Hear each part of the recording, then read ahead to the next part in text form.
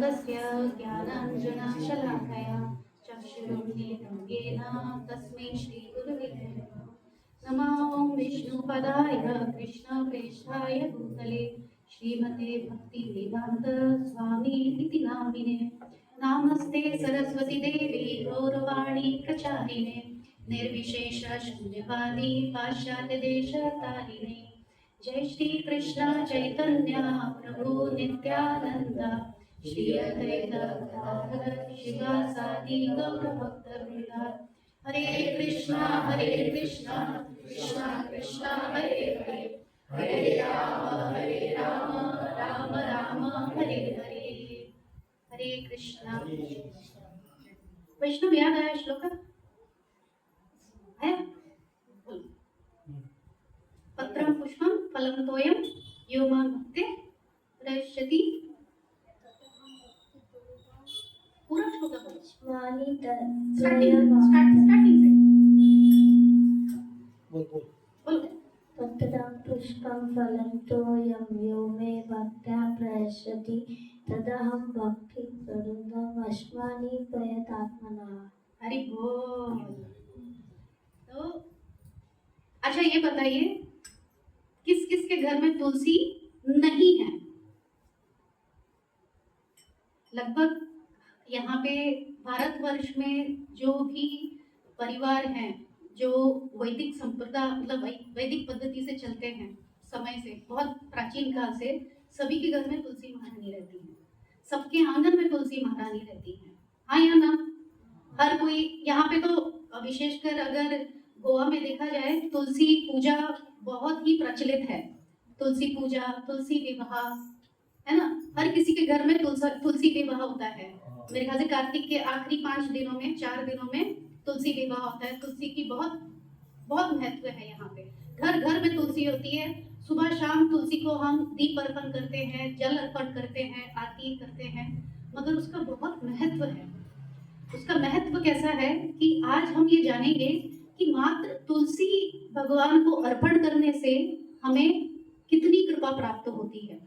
तो उसकी हम चर्चा शुरू करेंगे किस तरह से कि अलग अलग जो हमारे लीलाएं हुई हैं उसके माध्यम से हम जानना शुरू करेंगे कि तुलसी का क्या महत्व है। जब हम तुलसी भगवान के चरणों में अर्पित करते हैं तो उससे हमें कितनी कृपा प्राप्त होती है।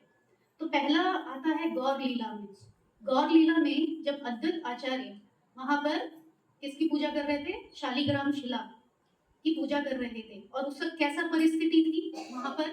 वहां पे नवदीप में गौर लीला में बताया जाता है नवदीप धाम में उस वक्त ऐसा सिचुएशन था कि हर कोई स्कॉलर बनना चाहता है, सबको नॉलेज चाहिए, मगर नॉलेज से भगवान नहीं मिलते हैं। भगवान कैसे मिलते हैं? भक्ति करने से मिलते हैं। जो भक्ति करते हैं भगवान मतलब उनसे ही उनका साक्षात्कार होता है। अगर मैं श्लोका याद कर लूं, बहुत सारी चीजें पढ़ लूं, जान लूं, उससे मुझे भगवान प्राप्त नहीं होंगे, उससे मुझे भक्ति प्राप्त नहीं होने वाली है। तो किससे प्राप्त होगी? भक्ति करने से। तो उस वक्त उस समय वहां पर ऐसी परिस्थितियां थी कि हर कोई बहुत ज्ञानी पंडित, श्लोका का बहुत बड़ा ज्ञाता, बहुत ज्यादा नॉलेज लेकर था, मगर किसी को भी भक्ति के बारे में कुछ नहीं पड़ी थी। वहां पे इतना धन ऐश्वर्य बहुत बहुत कुछ ऐसा था कि मतलब किसी चीज की कोई कमी नहीं है, मगर हर तरफ क्या है? कहीं पे भी भगवान का नाम नहीं है। उस वक्त ऐसे समय में अद्वैत आचार्य ने भगवान से प्रार्थना की। तो उनके पास शालिग्राम शिला थी। वो शालिग्राम शिला क्या है? वो नरसिंह शालिग्राम शिला है। तो वहां पर उन्होंने कैसी पूजा की?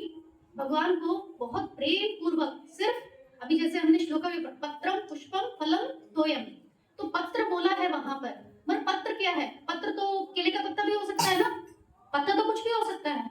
मगर प्रभुपाद यहाँ भगवत गीता के चैप्टर 11 में 11वें अध्याय के 55वें श्लोक में बोलते हैं, वहां पर्टिकुलरली प्रभुपाद बताते हैं कि पत्र का मतलब है तुलसी का पत्ता। अगर हम मात्र तुलसी के पत्ते को भगवान के चरण में अर्पित करेंगे तो हमें भगवान की कृपा प्राप्त होती है। तो उस तरह से उन्होंने उस वक्त कुछ नहीं, सिर्फ नदी के किनारे यानी कि गंगा के किनारे जो अद्वैत आचार्य हैं अपनी शालिग्राम शिला लेकर बैठे थे और वहां पर सिर्फ तुलसी और भगवान को पूजा कर रहे थे, आह्वान कर रहे थे, बार बार उनको प्रार्थनाएं अर्पित कर रहे थे कि भगवान आइए, अवतार लीजिए और हमारा उद्धार कीजिए करके। और इस तरह से वो मतलब उनकी सेवा कर रहे थे, पूजा कर रहे थे कि यहाँ तक कि वैकुंठ लोक में, वहां पर शेषनाग पर, जहाँ पे भगवान नारायण, भगवान श्री हरि वहां पर जो लेटे हुए थे, यहाँ तक कि शेषनाग भी एकदम हिलने लगा उनकी भक्ति से, उनकी इतनी पुकार से, इतनी भक्ति भाव के पुकार से वो एकदम शेषनाग हिलने लगा। और भगवान उनकी प्रार्थनाओं से प्रसन्न होके अवतरित हुए। किस तरह अवतरित हुए? मेरे ख्याल से इससे पहले गौर कथा हुई होगी कुछ, मतलब कैसे अवतार हुए?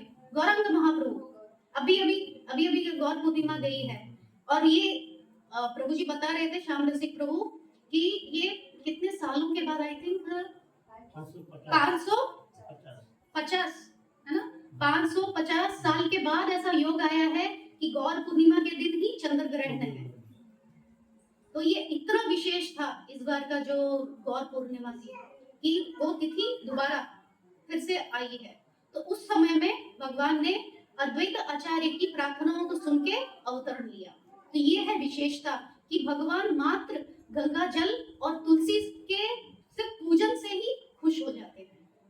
दूसरा अगर लीला देखी जाए तो दूसरी लीला है इनकी, मतलब एक कथा आती है, मतलब कि एक प्रसंग आता है शास्त्रों में, कि एक बार एक ब्राह्मण था, वो ब्राह्मण का एक पुत्र भी था।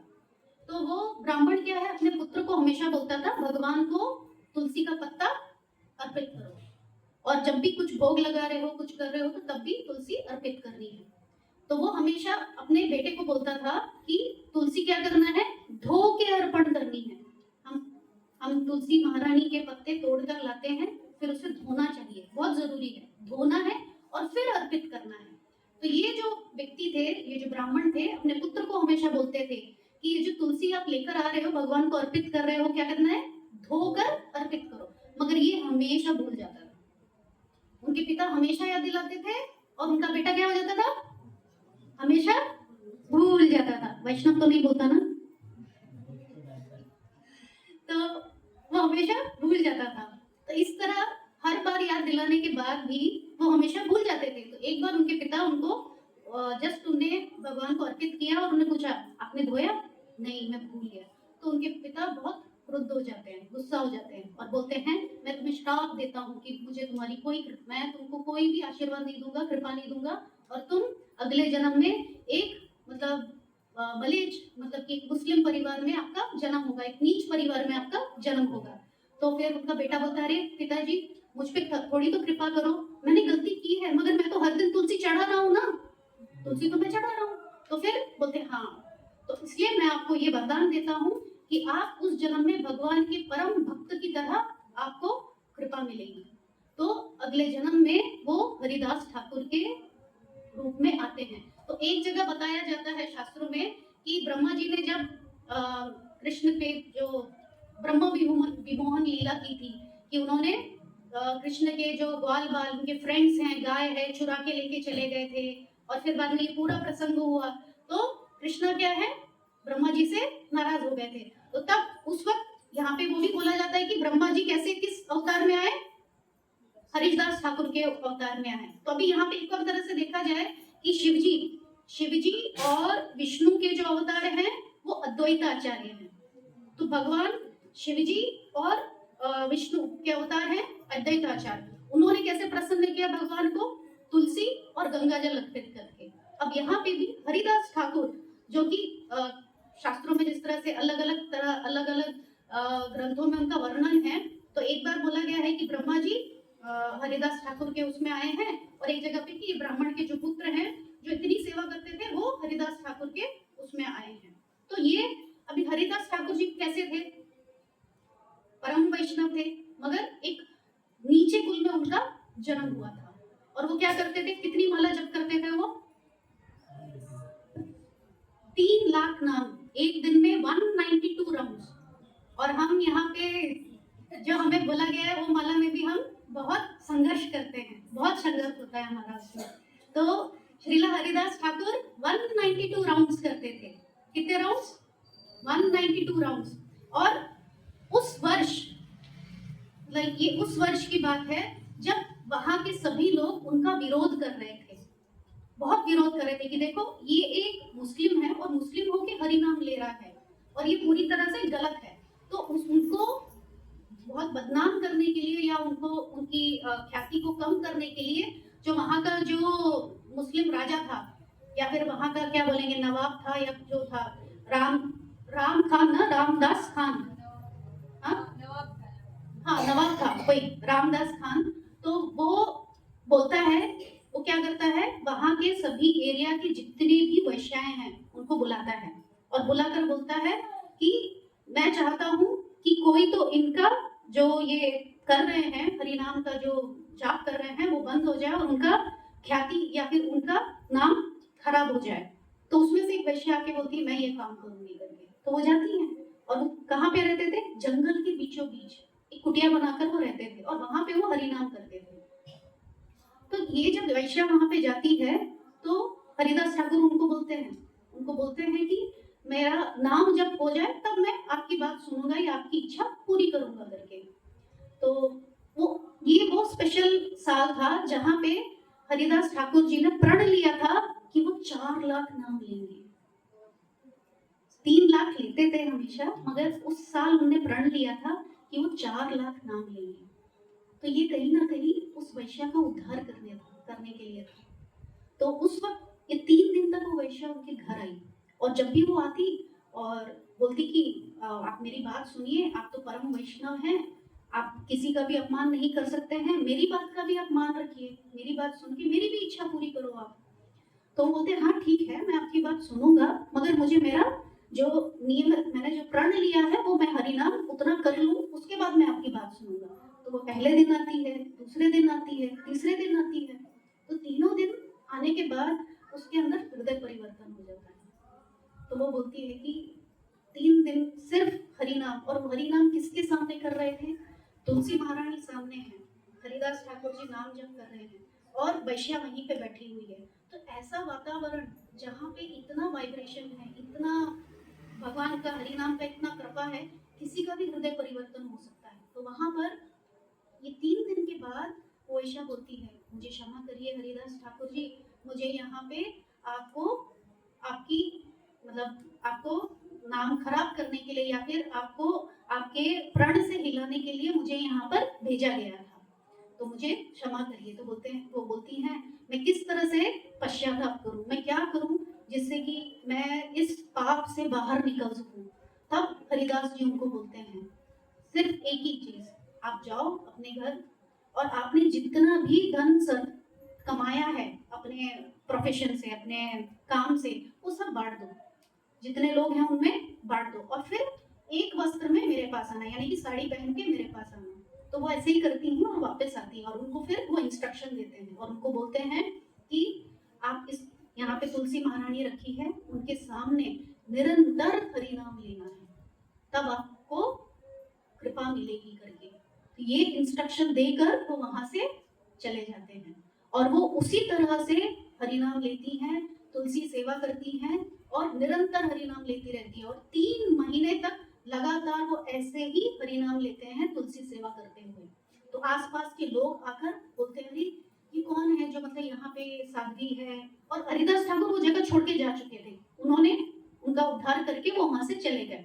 तो अभी 3 महीने तक जो उनने हरिनाम लिया वहां पे, तो आसपास के लोग सब जान गए कि इसका हृदय परिवर्तन हो गया है, ये पूरी तरह से बदल गई है। तो जब ये पूरी तरह से बदल गई है तो वो क्या करते हैं, उसका नाम क्या रखते हैं, हाँ उसका नाम रखते हैं हरिदासी। हरिदासी उनका नाम रखते हैं क्योंकि जो हमेशा निरंतर भगवान हरि की सेवा कर रही हैं, निरंतर उसी सेवा में लगी हुई है, इसलिए उनका नाम पड़ता है हरिदासी। ये एकमात्र श्रीला हरिदास ठाकुर जी की डिसाइपल हैं, शिष्या हैं ये। तो वहां पर फिर वहां के लोग जितने भी लोग होते हैं वो बोलते हैं कि आज के बाद अगर ये वैष्णवी को अगर कोई भी गलत नाम से पुकारेगा, उनको किसी तरह का तकलीफ देगा तो हम ये नहीं देखेंगे, ये परम वैष्णवी है करके। दूसरी लीला आती तो यहाँ पे भी क्या किसने उद्धार किया, तुलसी महारानी ने उद्धार किया। तो तीसरा एग्जाम्पल आता है ये जगाई और मधाई का। जगाई और मधाई क्या बोलते हैं, जगाई और मधाई क्या थे? एक नंबर के गुंडे, मवाली। एक नंबर के गुंडे और मवाली, यानी कि क्या गलत काम आप सोच सकते हो या नहीं सोच सकते हो, उनने सब कुछ किया है।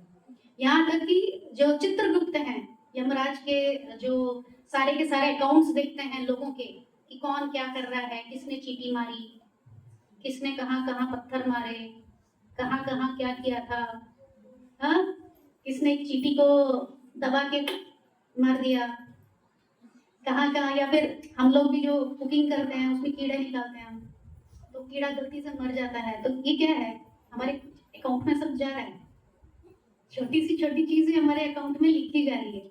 तो चित्रगुप्त भी जगाई और मदाई का खाता, बरी खाता पूरा मेंटेन कर रहे थे, और वो उनके हाथ थक जाते थे उनका खाता लिखते लिखते। उनके बुरे कामों का लिस्ट इतना था कि पता नहीं कितने ही कमरे उनके बरी खातों से भरे हुए थे, इतने उनने बुरे कर्म किए थे। तो जब उसमें भी काफी लंबी कथा है, मैं उसको कट शॉर्ट करके मैं बताती हूँ। तो ये जो जगाई और मदाई किसको, नित्यानंद प्रभु को हट कर देते हैं। नित्यानंद प्रभु आते हैं उनको ये बोलने के लिए कि आप हरि नाम लो करके, मत। जगाई और मदाई क्या है, पूरा शराब वराब पी के एकदम मत में थे, तो वो क्या करते हैं, वो नित्यानंद प्रभु को हर्ट कर देते हैं, उनको चोट पहुंचाते हैं। तो जब ये बात चैतन्य महाप्रभु को पता चलती है, तो क्या होता है, वो बोलते हैं कि अरे, जिसने मेरे नित्यानंद प्रभु को तकलीफ दी है मैं उसको छोड़ूंगा नहीं। तो वो आते हैं मारने के लिए, मगर तुरंत क्या करते हैं, नित्यानंद प्रभु उनके चरण पकड़ लेते हैं और चरण पकड़ के उनको बोलते हैं नहीं नहीं, इनको क्षमा कर दीजिए। तो तब वहां पे जो भी जगाई और मदाई हैं, वो वहां पर एकदम शरणागत हो जाते हैं और बोलते हैं कि प्लीज हमें क्षमा करिए, हम अपने कर्मों का पश्चाताप करना चाहते हैं, कृपया हमें क्षमा करिए। तब बोलते हैं कि हम क्या करें जिससे कि हम आपकी कृपा प्राप्त कर सकें। तो वो बोलते हैं कि आप वैष्णवों की सेवा करो।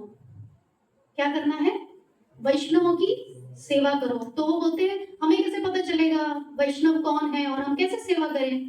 तो तब वहां पे महाप्रभु बोलते हैं कि आप गंगा के घाट पर जाओ, और वहां पे गंगा के घाट पर एक ऐसा स्थान, मतलब स्नान करने का एक जगह बनाओ, सुविधा करो, जिससे कि लोग गंगा स्नान करने आएंगे तो उनकी मदद करो, गंगा स्नान कराने में उनका हाथ पकड़ के कि वो ध्यान पूर्वक स्नान कर सके, उनको पानी चाहिए तो पानी दो, जो भी उनको सुविधा देनी है, एक स्नान घाट बनाओ जहाँ पे सब वैष्णव आएंगे, उनके चरण धुलाओ। तो इस तरह से आप उनकी सेवा करो और आपके सारे जो आपने कर्म किए हैं वो कट जाएंगे। तो बोलते ठीक है, तो वो करते हैं ऐसा। उसके बाद वो आते हैं, तो ये सेवा करने के बाद कुछ समय के बाद वो आते हैं, मतलब कि आने के बाद फिर बाद में बोलते हैं कि आप दोनों सिर्फ मेरे हाथ पे तुलसी का पत्ता दे दो। चैतन्य महाप्रभु बोलते हैं कि आप दोनों मेरे हाथ पे क्या दे दो, तुलसी का पत्र। तो वो तुलसी का पत्र देते हैं। जैसे ही वो तुलसी का पत्ता चैतन्य महाप्रभु के हाथ में आता है, तो वैसे ही उनका जो गौर रंग था वो पूरा बदल के काला हो जाता है, टोटल काला हो जाता है। वो तुलसी पत्र जैसे ही उनके हाथ से वो ग्रहण करते हैं, तो तभी वो अद्वैत आचार्य को बोलते हैं, चैतन्य महाप्रभु क्या देखा आपने। तो अद्वैत आचार्य बोलते हैं कि अरे, अभी तो यहाँ पे गौरांगा थे, अभी तो मैं साक्षात श्याम वरण कृष्ण को देख रहा हूँ। तो उनका तुरंत वो जो गोरे थे, गोरे से वो क्या हुआ, काले हो गए, श्याम वर्ण के हो गए, पूरे काले। क्यों? क्योंकि जगाई और मदाई के इतने पाप कर्म थे, जैसे ही उनने तुलसी उनको हाथ में दी, उनके सारे के सारे जितने कर्म थे वो भगवान ने ले लिए, और उससे उनका कलर क्या हो गया, काला हो गया पूरा। मतलब कि उनने उनको सारे जितने भी उनने पाप कर्म किए थे, वो उनके पाप कर्म खत्म, एक भी नहीं, सारे के सारे नष्ट हो गए। और फिर भगवान उस तुलसी को अर्पित कर देते हैं, मतलब कि वो पूरा ग्रहण कर लेते हैं और बोलते हैं कि और जितने भी उनके पाप कर्म थे, मैंने बोला मैंने इस हवा में छोड़ दिया है, मतलब कि इस ब्रह्मांड में मैंने छोड़ दिया है। और उन्होंने बोला कि जो कोई व्यक्ति वैष्णव अपराध करेगा उनको वो कर्म मिलेंगे।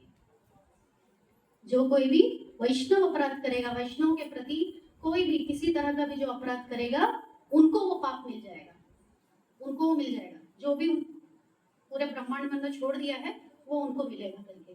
तो यहाँ पे भी किसने उद्धार किया? तुलसी महारानी ने। तो इस तरह से और एक और है, जैसे कि एक और आता है मृगारी। किसी ने सुना है मृगारी के बारे में? मृगारी एक शिकारी था। मृगारी यानी कि जो पशुओं की हत्या करता था, जो कि पशुओं का शत्रु था। क्या था? पशुओं का शत्रु। तो ये मृगारी क्या करता था? शिकारी था और क्या करता था? जानवरों को मारता था। कैसा मारेगा? आधा मरा, यानी कि उसका गला तो काटेगा मगर पूरी तरह से नहीं काटेगा, तड़पता रहेगा वो, और उसको वो देखना अच्छा लगता था। अभी कोई किसी को मारेगा तो कैसे मारेगा? ठक करके मारा, खत्म। मगर ये मृगारी क्या करता था? आधा मारता था, काटेगा काटेगा काटेगा और आधा तक छोड़ के रख देगा, और वो जानवर तड़प रहा है, छटपट छटपट छटपट, मतलब कि उसको 1 दिन 2 दिन 3 दिन में वो मरेगा और उसे बैठकर वो देखता था। उसको मजा आता था वो देखने की, क्योंकि बोलता है ये मेरे, क्या बोलेंगे, मेरे परिवार की प्रथा है। उसके पिताजी ऐसे करते थे, उनके पिताजी ऐसे करते, तो मेरे पिताजी ने मुझे सिखाया इसलिए मैं ऐसा करता हूँ। तो ऐसे उसने कितने ही पाप कर्म अर्जित किए, बहुत सारे पाप कर्म अर्जित किए। और जब ये पाप कर्म उन्होंने अर्जित किए तो एक बार जब नारद मुनि वहां से गुजरे तो वो बोले, मृगारी आप कर क्या रहे हो? आप पशुओं की हत्या करते हो और इतना निर्मम हत्या करते हो कि वो पशु इतना तकलीफ लेता है कि वो रोता है और आपको अभिशाप देके चला जाता है। तो बोलते मैं क्या करूं? मेरा जीवन निर्वाह कैसे होगा? मेरा घर का भरण पोषण कैसे होगा? ये तो मेरी जीविका है, इसी से मेरा घर चलता है। मैं जानवरों को मारता हूँ, फिर उसे मार्केट में बेचता हूँ, उससे मुझे पैसा मिलता है और मैं अपनी फैमिली का पालन पोषण करता हूँ। तो नारद मुनि बोलते हैं कि देखो, अगर आप ये काम छोड़ दो तब भी आपकी फैमिली अच्छे से चल सकती है। भगवान हर किसी की रक्षा करते हैं और हर किसी का पालन करते हैं। तो बोलते हैं मैं कैसे मान लूं, मतलब थोड़ा बहुत उनके बीच में पूरा चर्चा होती है। और फिर बाद में फाइनली जब वो बोलते हैं ठीक है मैं आपकी बात सुनने को था, मुझे क्या करना होगा, तो वो बोलते हैं सबसे पहले अपना ये धनुष तोड़ दो आप। सबसे पहले मैं आपको आइडिया तो दूंगा मर के, आप अपना धनुष तोड़ दो। तो बोलते ठीक है, धनुष तोड़ देते हैं। और फिर उनको नारद मुनि बोलते हैं कि निरंतर भगवान का नाम लेना है तुलसी महारानी की सेवा करते हुए। तुलसी महारानी की सेवा करते हुए निरंतर भगवान का नाम लेना है। तो इस तरह से वो वहीं पर बैठकर, तुलसी महारानी उनके सामने थी और वो वहां पर क्या करते? तुलसी महारानी की सेवा करते और निरंतर भगवान का नाम लेते रहते। और इस तरह से वो वहां पर हरि नाम लेने लगे। और फिर आसपास के गांव वालों ने देखा कि ये व्यक्ति पूरी तरह से बदल गया है, तो वही लोग उनके खाने पीने हर चीज का वो लोग खुद ही आकर देकर जाते। लीजिए, आप इतने परम वैष्णव हैं, साधु हैं, आप तो हमेशा हरि नाम लेते हैं, तो कोई ना कोई आके कुछ ना कुछ उनको देकर जाता। तो उनका कौन भरण पोषण कर रहा था? भगवान उनका भरण पोषण कर रहे थे। तो यहाँ पे भी नारद मुनि के माध्यम से किसकी कृपा प्राप्त करके मृगारी एक वैष्णव बना? तुलसी महारानी की। तो तुलसी महारानी क्या है? कृपा प्रदायनी, भक्ति प्रदायनी। हम लास्ट में तुलसी महारानी का जो आरती करते हैं उसमें बोलते हैं ना, भक्ति प्रदायनी तुलसी महारानी की जय। तो इसीलिए बोलते हैं क्योंकि तुलसी महारानी भगवान के सदा चरण में रहती है। यहाँ तक कि जो लक्ष्मी जी हैं वो भी, जैसे लक्ष्मी पूजा होती है तो सिर्फ लक्ष्मी जी की पूजा होती है, जब लक्ष्मी पूजा होगी तो लक्ष्मी जी को वहां जाना पड़ेगा कि नहीं? मगर नारायण को साथ में नहीं लेकर जाती है। मगर जहां कहीं पे भी भगवान है आपको तुलसी हमेशा मिलेगी। यहाँ तक कि बोला जाता है, मतलब ये वर्णन है गौर कथा में कि चैतन्य महाप्रभु कभी भी जपा करते थे तो कैसे करते थे? तुलसी महारानी के सामने बैठ के करते थे। तो कभी कभी मान लो कि वो कहीं जपा कर रहे हैं और उनका जो सर्वेंट है गोविंद, वो देखता था कि अरे तुलसी महारानी नहीं है, तुरंत वो तुलसी महारानी का अरेंजमेंट करते और उनके सामने रखते। तो यहाँ तक कि महाप्रभु ने भी ये चीज सिद्ध की है कि जब हम तुलसी महारानी के सामने बैठकर जपा करते हैं तो हमें कृपा प्रदान होती है। अभी जैसे एक और चीज जो अभी हम बताएंगे कि जैसे अभी यहाँ पे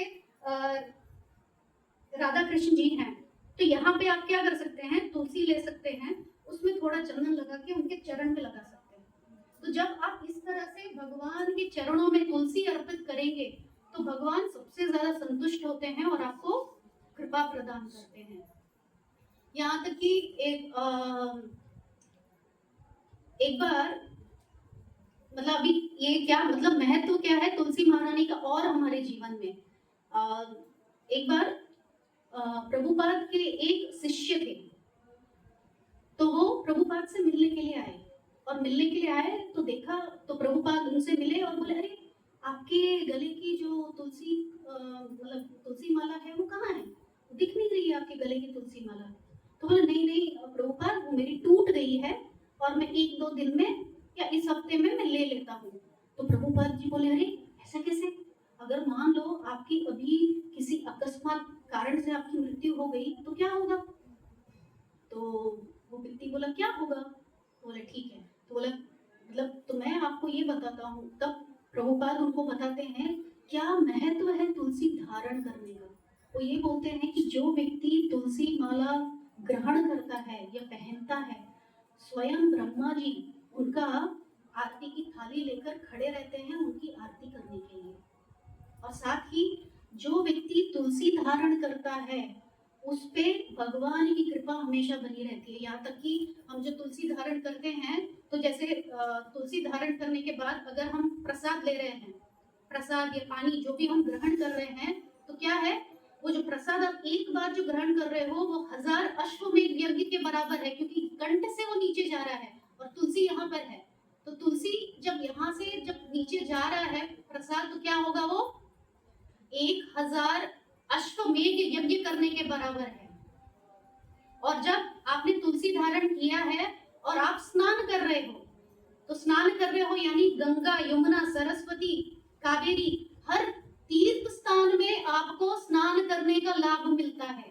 जो तुलसी पहन के जो कंठ में धारण करते हैं, ये महत्व है तुलसी धारण करने का, कि हमेशा यमराज और उनके यमदूत भी तुलसी धारण जो करता है उनसे दूर रहते हैं। सच में ऐसा है कि अगर किसी ने तुलसी धारण किया हुआ है, यमदूत उनसे 5 कोस दूर रहते हैं। यमराज ने उनको खुद इंस्ट्रक्शन दिया हुआ है, जो कोई हरि नाम लेता है, जो कोई भगवान की सेवा करता है, जिस किसी ने कंठ में तुलसी धारण की है, उनसे हमेशा दूर रहो, उनके पास नहीं जाना। ये इंस्ट्रक्शन दिया हुआ है यमराज ने अपने यमदूतों को। और जो कोई तुलसी कंठ में धारण करता है, भगवान स्वयं उन्हें वैकुंठ लेकर जाते हैं। दूसरा, वो उस व्यक्ति को एक और अवसर मिलता है, अगर उनकी भक्ति एक जगह तक है, मतलब कि उसने सिर्फ 50% ही उसने प्रगति की है, तो उसका आगे का उसके करने से पहले ही उसकी मृत्यु हो गई है, तो तुलसी धारण करने की वजह से क्या है, उनको कृपा मिली है कि वो दोबारा एक ऐसे परिवार में उनका जन्म होगा, वैष्णव परिवार में जन्म होगा, जहां से वो अपनी भक्ति पूरी कर सके।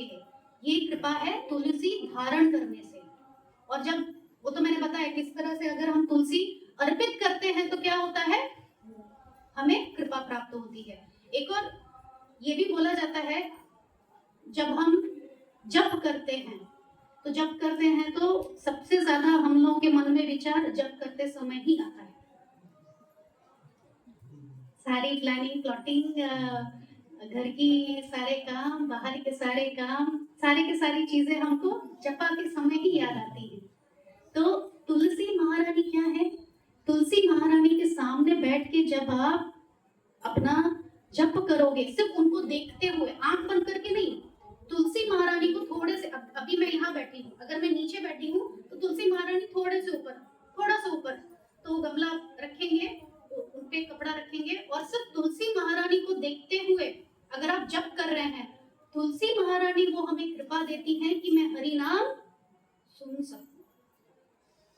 इतनी कृपा है उनकी कि अगर मेरा ध्यान नहीं लग रहा है, अगर मुझे किसी की मदद चाहिए, तो वो कौन मदद कर सकती है, तुलसी महारानी। तो तुलसी महारानी अगर सामने आप रखेंगे और उनको देखते हुए अगर आप जप करेंगे, प्रार्थना करते हुए, तुलसी महारानी मेरी मदद करिए ताकि मैं हरि नाम जो बोल रही हूँ वो सुन सकूं, तो तुलसी महारानी हमें कृपा देती है। ये बहुत सुंदर चीज है जो हमको जपा के जो सेमिनार्स होते हैं वहां पर हमें ये चीज सिखाई गई है कि जब हम हरि नाम करते हैं तो तुलसी महारानी को सामने रखना चाहिए। वो हमें कृपा प्रदान करती हैं कि मैं हरि नाम सुन सकूं। अभी हम जब क्यों कर रहे हैं, क्यों कर रहे हैं हम जब? ताकि हम भगवान की कृपा प्राप्त कर सके, है ना। और अगर भगवान की कृपा चाहिए तो वहां पे मुझे ध्यान पूर्वक और वहां पे रहना पड़ेगा, अटेंटिव रहना पड़ेगा कि मैं हरे कृष्णा बोल रही हूँ, हरे कृष्णा कृष्णा कृष्णा हरे हरे, हरे राम राम राम हरे हरे। अब जब मैं हरि नाम बोल रही हूँ मगर सिर्फ मैं मुंह से बोल रही हूँ और उसे सुन नहीं रही हूँ, तो उसका ज्यादा फायदा नहीं मिलने वाला मुझे। अभी जैसे अगर देखा जाए मैं दवाई ले रही हूँ और मुझे डॉक्टर ने क्या बोला है, फ्राइड आइटम्स नहीं लेना है।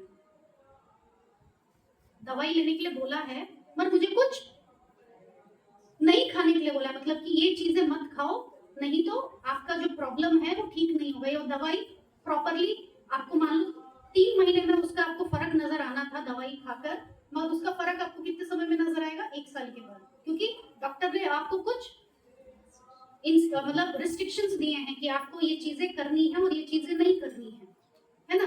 उसी तरह से हरि नाम क्या है, हरि नाम जब हम बोलेंगे और सुनेंगे तब उसका इफेक्ट आएगा, तब वो कृपा वो फलित होगी। अगर मैं हरि नाम ले रही हूँ और अगर मेरा ध्यान कहीं और है, अगर ध्यान गया भी तो खींच के वापस लेकर आए और फिर मैं दोबारा हरि नाम कर रही हूँ तो क्या होगा? मैं प्रयास कर रही हूँ और इस प्रयास में मुझे कौन हेल्प कर सकता है? तुलसी महारानी। तो ये क्या है? ये एक कृपा है कि जब तुलसी महारानी मेरे सामने है तो जो मुझे जैसा मुझे आदेश निर्देश मिला है कि मुझे हरि नाम लेना है और हरि नाम लेते हुए मुझे उस हरि नाम को ध्यान पूर्वक सुनना है, तो मुझे भगवान की कृपा प्राप्त होगी। तो इसमें मुझे कौन मदद कर रहा है? तुलसी महारानी। तो तुलसी महारानी क्या है, हमें प्रभुपाद ने यहाँ पर तुलसी महारानी को का पूजा हमें करने के लिए कहा है। दिन में 2 बार, सुबह और शाम, जो हम तुलसी महारानी की प्रदक्षिणा करते हैं, तुलसी आरती करते हैं, दिया दिखाते हैं, तो हम वहाँ पे क्या प्रार्थना कर रहे हैं? हम प्रार्थना कर रहे हैं नमो नमः तुलसी कृष्ण प्रेयसी नमो नमः।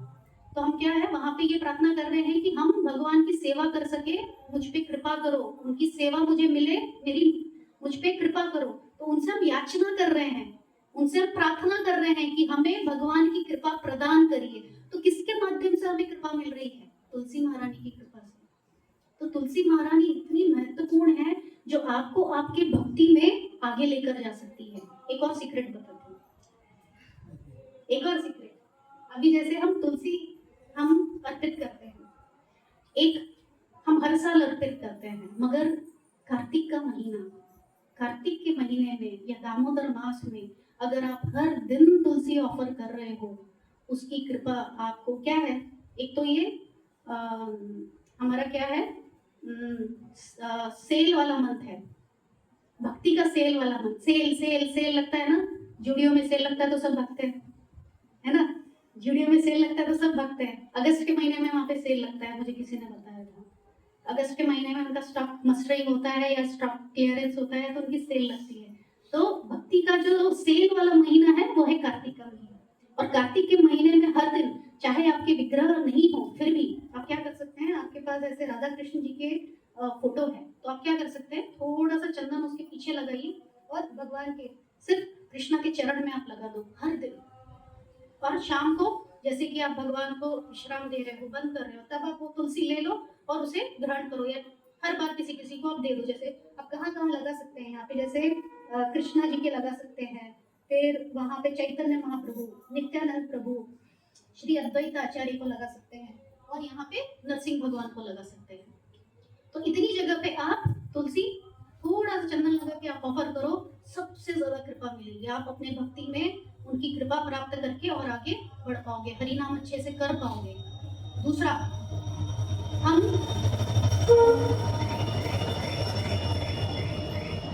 हम क्या करते हैं, सबके तुलसियों में मंजरियां होती हैं। पता है मंजरी क्या होती है? पता है मंजरी यानी कि तुलसी के कुछ सर्टन पत्ते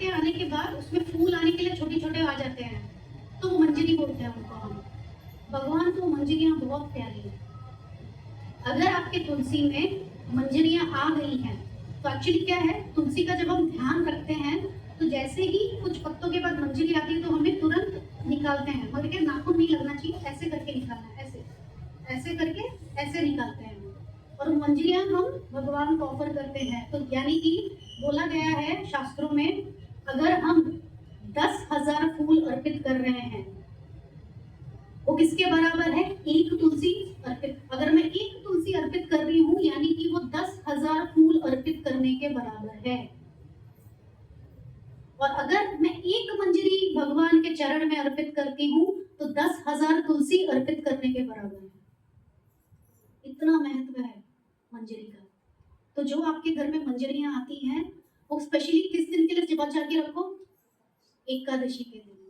एकादशी के दिन आपके तुलसी महारानी में जितनी भी मंजरियां हैं, वो आप लीजिए, लेकर स्पेशली उस दिन भगवान को ऑफर करिए।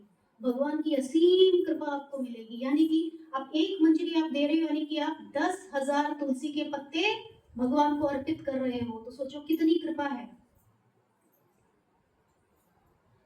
तो ये सीक्रेट मैंने आपको बता दिया, आगे आपके ऊपर है, आप इसको किस तरह से उसका लाभ लेते हैं आप। तो ये है इंपॉर्टेंस तुलसी महारानी की। यहाँ तक कि जगन्नाथ जी को 3 चीजें बहुत प्रिय है। एक, उनको गीत गोविंद उनको बहुत पसंद है, तुलसी उनको बहुत पसंद है, और एकादशी का दिन उन्हें बहुत प्रिय है।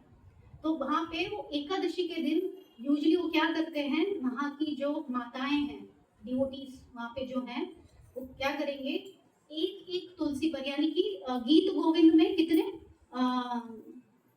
24 गीत हैं गीत गोविंद के, और वो 24 हार बनते हैं, 24 हार।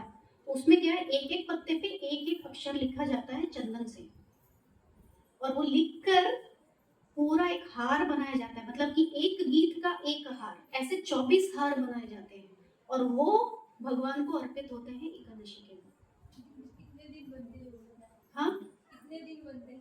कितने दिन नहीं, एक ही दिन में वो, मतलब पहले से ही वो उतना बनाते हैं, उतने हैं वहां पे माताएं। गीत गोविंद में बहुत वर्ड है। वही ना, एक, हाँ, तो एक एक पत्ते पे एक एक अक्षर लिखा जाता है, एक एक पत्ते पे एक एक अक्षर, और फिर उसको फिर मतलब सुई से नहीं पिरोते हैं, क्योंकि हाँ कभी भी तुलसी महारानी को सुई में डाल के जैसे हम हार बनाते हैं ना, वैसे नहीं बनाते हैं।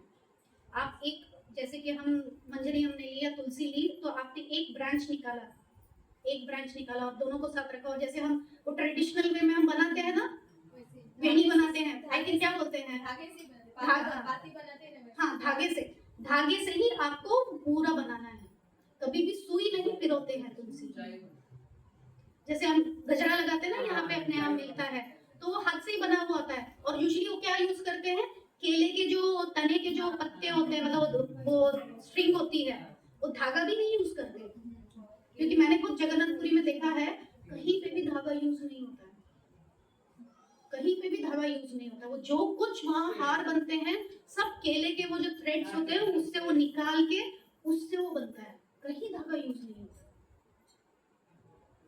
तो ये महिमा है तुलसी महारानी की। जो नित्य प्रतिदिन तुलसी महारानी का ध्यान करता है और तुलसी महारानी की सेवा करता है, और उनकी कृपा प्राप्त करके वो भगवान की भक्ति में आगे बढ़ सकता है बहुत कुछ बताने के लिए। अभी अगली बार कभी मौका मिलेगा तो मैं और कैसे वो वृंदावन में किस तरह से उनका योगदान है, तो देखा जाएगा। क्या बोलते हैं हम, वृंदावन, सिंपल से एक छोटा सा बताती हूँ। वृंदावन यानी कि हाँ, वृंदा देवी का स्थान है ये। तो जब बोलते हैं कि जब राधा और कृष्ण अपने लीलाओं में व्यस्त हैं, तो वो अपनी ही दुनिया में है, और योग माया क्या है, वो सारी मतलब हर चीज देख रही है, मगर क्या है, उनका जो माधुर्य, जो जितनी लीलाएं हैं, उसको अरेंज करने के लिए कौन आई है, जो योग माया है, उनने तुलसी देवी को भेजा है।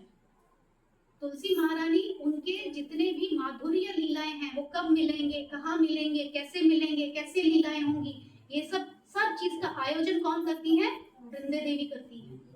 तो वृंदे देवी वो है जो कि भगवान को असीमित सुख प्रदान करने के लिए वो कैसे एक साथ आएंगे, कैसे वो आदान प्रदान करेंगे, कैसे मैं उनको सुख दे सकती हूँ, वो सारी की सारी प्लानिंग, स्कीमिंग, प्लॉटिंग में हेल्प करती है तुलसी देवी। इसलिए वो बहुत प्रिय है, बहुत प्रिय है। तुलसी कृष्णा की इतनी प्रिय है कि वो कभी उनसे अलग होती ही नहीं है। और एक और हमने कथा यहाँ पे भी सुनी है ना, अगर आपने गोवर्धन लीला में, अरे आपने बच्चों ने इतनी सुंदर गोवर्धन लीला की थी ना आप लोगों ने गोवर्धन लीला, वहां पे भी किसका रोल था? नहीं, अभी हम किसके बारे में बात कर रहे हैं? वृंदे रानी। देखो वो इतना प्रसाद ग्रहण करते हैं मगर संतुष्ट किससे होते हैं? वो वृंदे देवी से संतुष्ट होते हैं, तुलसी महारानी से संतुष्ट होते हैं। जब वो इतना प्रसाद पाए कि हर जगह प्रसाद खत्म हो गया तो अब बोले आनियो रानियो रानियो, है ना? आप लोगों ने जो इतना सुंदर ड्रामा किया था तो उसमें आनियो करते करते अब बोले अब कहाँ से लाए, हमारे पास तो सब खत्म हो गया। तो तब कृष्णा क्या बोलते हैं? तो सब कृष्णा को देखते हैं, कृष्णा कुछ तो करो, गिरिराज तो संतुष्टि नहीं हो रहे हैं। तो कृष्णा क्या करते हैं? कृष्णा क्या करते हैं? अभी याद नहीं सकता।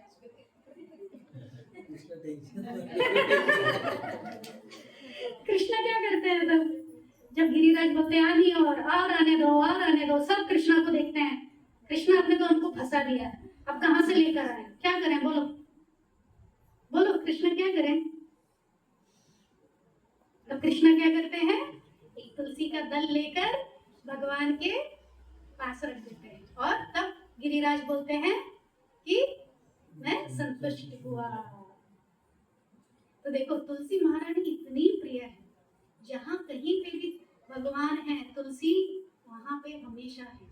और वो क्या है? भक्ति प्रदायिनी है। तो आप घर में हर दिन, जैसे आप सब हो, आप भले ही स्कूल जाने से पहले आप हर दिन एक जल, मतलब एक लोटा जल का तुलसी महारानी को अर्पित करो, 3 बार प्रदक्षिणा करो, प्रणाम करो हर दिन।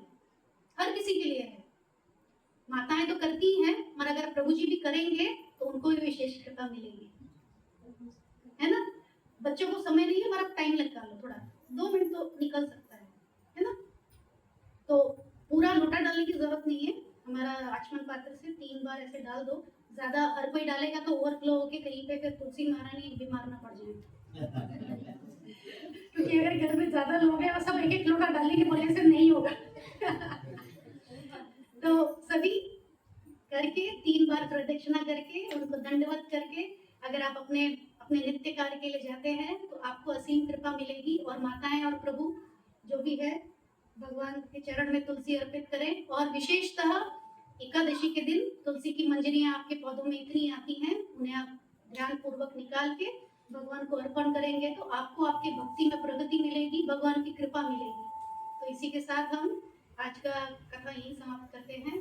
तुलसी महारानी की जय, श्रील प्रभुपाद की जय।